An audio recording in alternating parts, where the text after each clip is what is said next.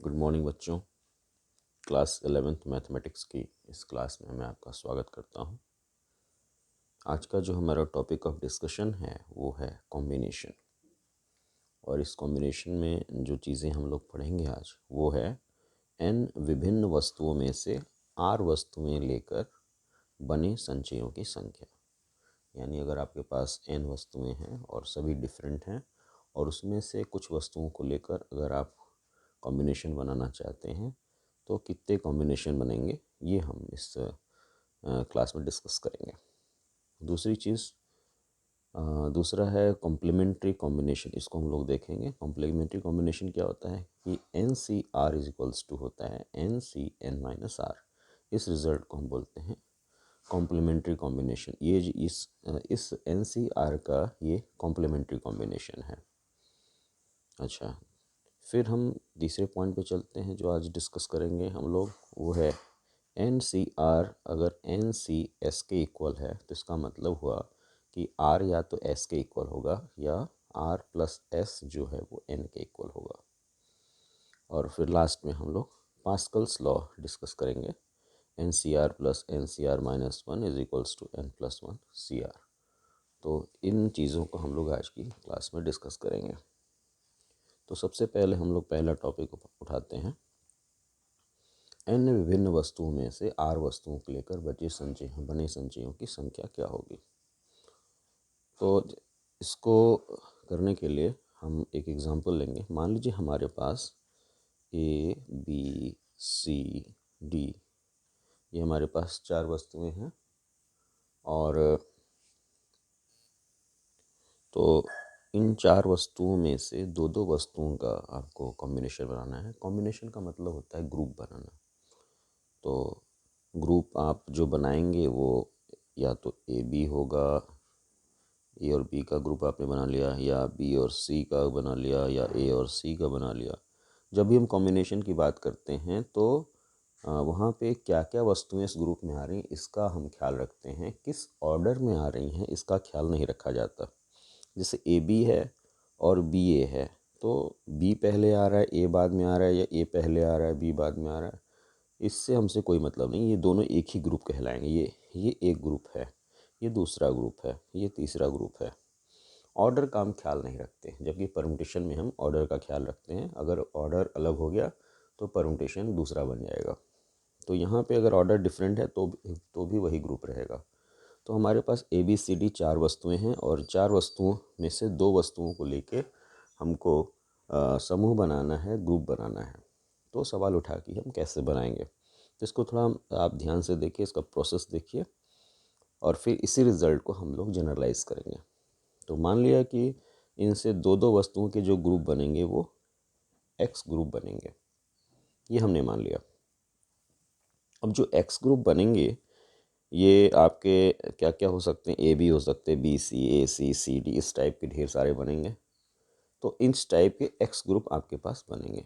अब आपने क्या किया कि किसी भी एक ग्रुप को आपने उठा लिया। जैसे बी सी को आपने उठा लिया।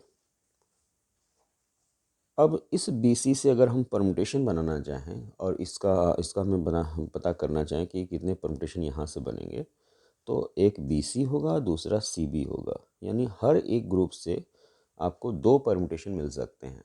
केवल ऑर्डर एक्सचेंज कर मतलब जो 2 वस्तुएं हैं पहले और दूसरे को अगर एक्सचेंज कर देंगे तो आपको नया परमुटेशन मिल जाएगा। तो हर ग्रुप से आपको 2 परमुटेशन मिल रहे हैं।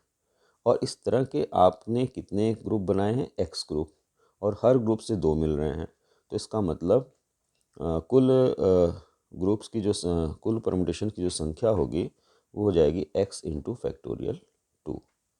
आपके पास एक्स ग्रुप हैं, हर ग्रुप से 2 परमुटेशन मिल रहे हैं। 2 परमुटेशन मिल रहे हैं यानी कैसे मिल रहे हैं, आप केवल ऑर्डर को चेंज कर दे रहे हैं। जो पहले आ रहा है उसको बाद में कर दिया, जो बाद में आ रहा है उसको पहले कर दिया। तो एक ग्रुप से आपको 2 परमुटेशन मिल रहे हैं। तो एक्स ग्रुप से आपको एक्स इंटू फैक्टोरियल 2 परमुटेशन मिलेंगे। सवाल उठा कि मैंने फैक्टोरियल 2 क्यों लिखा, 2 क्यों नहीं लिखा। तो इसको अभी मैं डिस्कस करूँगा कि क्यों मैंने फैक्टोरियल 2 लिखा हुआ है। तो x into factorial 2 total permutation होंगे। यानी इन 4 वस्तुओं में से दो वस्तुओं को लेकर टोटल जो परम्यूटेशन फॉर्म होंगे वो होंगे x इंटू फैक्टोरियल 2। और इसी चीज़ को हम ऐसे भी लिख सकते हैं, चार वस्तुओं में से दो वस्तुओं को लेकर परम्यूटेशन की संख्या 4p2। तो आपके पास रिजल्ट आ गया x into factorial 2 is equals to 4p2, या इसको लिख सकते हैं factorial 4 upon factorial 4 minus 2, 4 minus 2 minus 2। तो x इंटू फैक्टोरियल 2 की वैल्यू हो गई फैक्टोरियल 4 अपॉन फैक्टोरियल 2, यानी x हमारा हो गया factorial 4 upon factorial 2 into factorial 2। यानी इतने ग्रुप बनेंगे, ये इतने कॉम्बिनेशन बनेंगे अगर हम चार वस्तुओं में से दो वस्तुओं को लें तब। अब हम बात कर लेते हैं कि फैक्टोरियल क्यों हमने यहाँ पे यूज़ किया। तो होगा क्या कि जैसे यहाँ पे हमने एक ग्रुप बाहर निकाला, जैसे ए बी को बाहर निकाला, तो ये आपस में कितने तरीके से एक्सचेंज करेंगे, अदला बदली करेंगे, उतने नए नए परम्यूटेशन आपको मिलेंगे। तो चूँकि दो वस्तुएं हैं और दो स्थान हैं, तो ये आपस में फैक्टोरियल 2 टाइप में आपस में अदला बदली कर सकते हैं।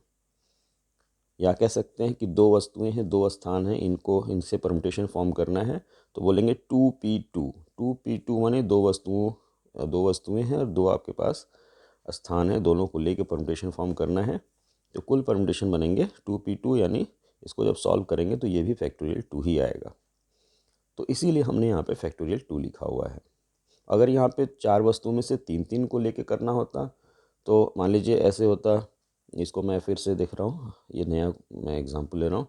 मान लीजिए यही चार वस्तुएं होती A B C D, और आपको पता करना है कि तीन तीन के कितने ग्रुप बनेंगे। तो आप मान लेंगे कि माना तीन तीन के x ग्रुप बनेंगे। इन x ग्रुप में क्या क्या क्या चीज़ें आएंगी, A B C आ सकता है, A B D आ सकता है, B C D आ सकता है।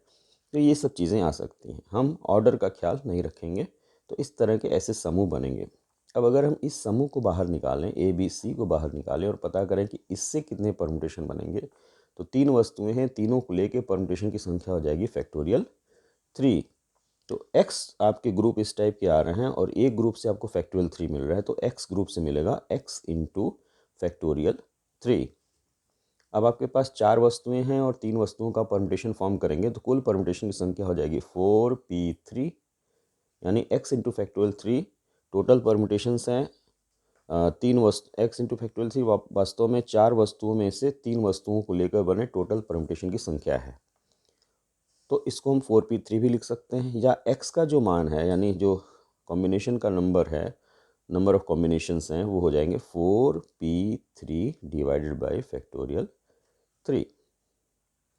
यानी x की वैल्यू हो जाएगी फैक्टोरियल 4 अपॉन फैक्टोरियल 4 माइनस 3, यानी 1 इंटू फैक्टोरियल 3।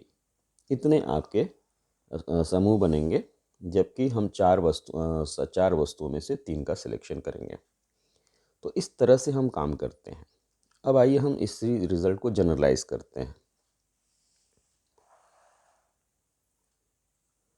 हमारे पास यहाँ पे n वस्तुएं हैं। कुछ जो टॉपिक था हमारा वो ये था कि n वस्तुओं में से r वस्तुओं को लेकर संचयों की संख्या। तो हमारे पास n वस्तुएं हैं और इसमें से r वस्तुओं को लेकर ग्रुपिंग करनी है। तो सबसे पहले तो हमने ग्रुप बना लिए। मान लीजिए कि n वस्तुएं हैं, A1 A2 A3 A4 A5 and so on AN। ऐसे वस्तुएं हैं हमारे पास, n डिफरेंट वस्तुएं हैं और r वस्तुओं का ग्रुप बनाना है। तो पहला ग्रुप हमने बनाया A1 A2 A3 A4 A5, ऐसे करते हुए AR। ये पहला ग्रुप हो गया हमारा। इसी तरह से A2 A3 A4 AR+1 ये दूसरा ग्रुप हुआ। इस तरह से ऐसे ग्रुप बनेंगे। अब हमने मान लिया कि इन ग्रुप्स की जो संख्या है वो कितनी है, x। इन ग्रुप की संख्या हमने मान लिया x है। तो उसमें से ए ग्रुप ये रहा, A1 A2 A3 A4 AR। अब अगर हम इनको आपस में एक्सचेंज करके हम परमुटेशन पता करें कि इससे कितने परमुटेशन बनेंगे, कितने क्रमचय बनेंगे, तो उनकी संख्या जो कि आर वस्तुएं हैं, आर वस्तुओं को लेकर आप क्रमचय बना रहे हैं, तो हो जाएगा आर पी आर, यानी हो जाएगा फैक्टोरियल आर। तो एक ग्रुप से आपको फैक्टोरियल आर परमुटेशन मिल रहे हैं। तो आपके पास एक्स ग्रुप इस टाइप के हैं, तो कुल परमुटेशन की संख्या हो जाएगी एक्स इंटू फैक्टोरियल आर। कुल क्रमचय की संख्या आपको मिलेगी एक्स इंटू फैक्टोरियल आर। अब आपके पास n वस्तुएं हैं और r वस्तुओं को लेकर क्रमचय अगर आप बनाएंगे तो कुल क्रमचयों की संख्या आप जानते हैं एन पी आर होती है, यानी x into factorial R N P R के इक्वल होगा। यानी x की जो वैल्यू होगी वो होगी N P R upon factorial R. अब अगर हम एन पी आर की वैल्यू लिख दें तो factorial n upon factorial n minus R हो गया इंटू फैक्टोरियल आर। ये टोटल नंबर ऑफ कॉम्बिनेशन बनेंगे अगर आप n वस्तुओं में से r वस्तुओं को लेंगे। इस कॉम्बिनेशन को n वस्तुओं में से r वस्तुओं को लेकर बने कॉम्बिनेशन को हम NCR से दिखाते हैं। यानी n वस्तुओं में से r वस्तुओं को लेकर बने समूहों की संख्या होगी NCR और इसकी वैल्यू होगी factorial n upon factorial r factorial n minus r।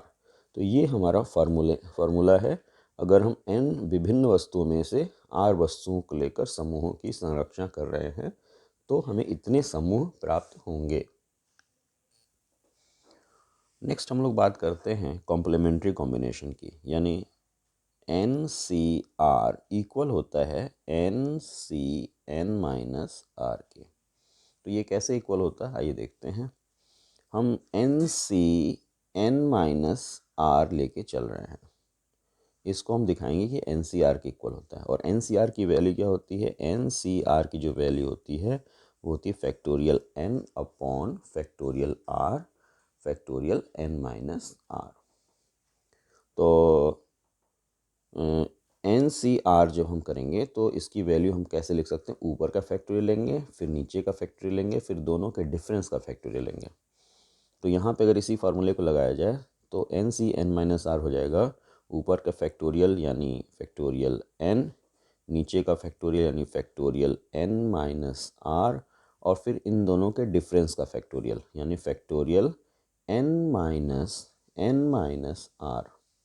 यानी ये हो जाएगा factorial n upon factorial n minus R, और ये आपका हो जाएगा n माइनस n कैंसिल हो जाएगा, माइनस माइनस प्लस यानी फैक्टोरियल r। सेम चीज़ मिली, इसी को हम क्या लिखते हैं? NCR। तो ये रिज़ल्ट आपका इम्पोर्टेंट रिज़ल्ट है, अक्सर हम लोग प्रॉब्लम्स में इसको यूज़ करते हैं।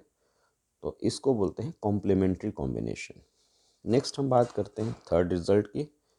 ये रिज़ल्ट कहता है कि अगर NCR इक्वल है NCS के, तो या तो R जो है वो S के इक्वल होगा या तो R प्लस S जो है वो N के इक्वल होगा। तो ये दो चीज़ें हैं और ये बड़ा ही इम्पोर्टेंट रिज़ल्ट है। तो अगर इसको हम प्रूफ करना देखते हैं इसको कैसे प्रूफ होगा ये। तो NCR is equals to NCS अगर है तो अगर कंपेयर करें तो सीधे हम कह सकते हैं R is equals to S। तो ये तो डायरेक्टली दिख रहा है कि ये प्रूफ है। अब ये कैसे प्रूफ होगा? तो अगर हम यहाँ पे इसका कॉम्प्लीमेंट्री कॉम्बिनेशन ले लें, अभी मैंने प्रूफ किया कि NCR N माइनस आर के इक्वल NCN माइनस आर के इक्वल होता है। तो अगर हम इसका कॉम्प्लीमेंट्री कॉम्बिनेशन ले लें तो ये इसको लिख सकते हैं NCN माइनस आर इस चीज़ को, और इज इक्वल्स टू हो जाएगा NCS। तो अब अगर हम कंपेयर करें तो ये n माइनस आर इक्वल होगा s के। तो n minus R is equals to s, यानी n is equals to R plus s। ये आपका प्रूफ हो गया। बच्चों अगला टॉपिक हमारा है पास्कल्स लॉ। ये है NCR plus NCR minus 1 is equals to n plus 1CR। ये पास्कल्स लॉ कहलाता है। तो इसको कैसे हम प्रूफ करेंगे? तो इसका लेफ्ट हैंड साइड हम लोग लेके चलते हैं, लेफ्ट हैंड साइड। तो लेफ्ट हैंड साइड हो गया NCR प्लस NCR माइनस 1 इसको लिख सकते हैं factorial n upon factorial r factorial n minus r plus factorial n upon factorial r minus 1 और factorial n minus r plus 1। यानी जब NCR की बात करेंगे तो ऊपर का फैक्टोरियल लिया, नीचे का फैक्टोरियल लिया, फिर इनके डिफरेंस का फैक्टोरियल लिया, और जब इसकी बात करेंगे तो ऊपर का फैक्टोरियल लिया, नीचे वाले का फैक्टोरियल लिया और इनके डिफरेंस का फैक्टोरियल लिया। अब यहाँ से जो चीज़ें कॉमन हो सकती हैं उसको थोड़ा देखेंगे। तो सबसे पहले तो ये तो फैक्टोरियल n तो दोनों जगह पे है, तो फैक्टोरियल n को ऐसे भी अभी ऐसे ही रखा हमने। इस r में से अगर इस r को हम बाहर कर दें तो अंदर फैक्टोरियल में r माइनस 1 बचेगा।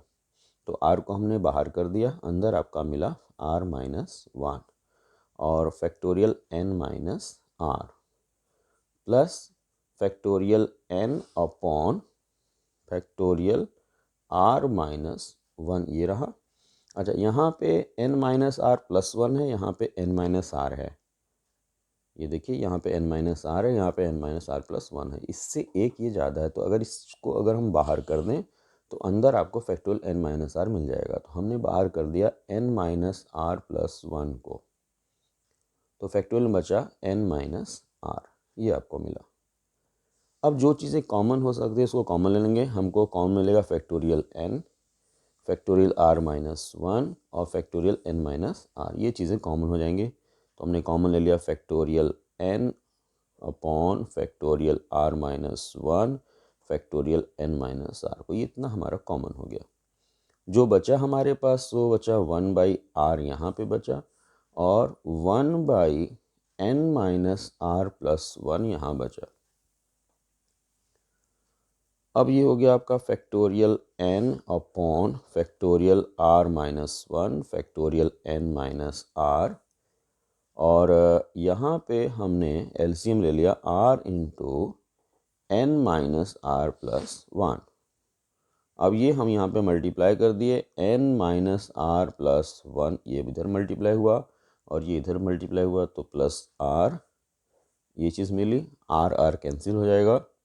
तो factorial n into n plus 1 ये मिला, यहाँ पे r कैंसिल हो चुका है, अपॉन r इंटू ये r है, यहाँ पे फैक्टोरियल r माइनस 1 है, r into factorial r minus 1 और n minus r plus 1 into factorial n minus r, ये मिला आपको।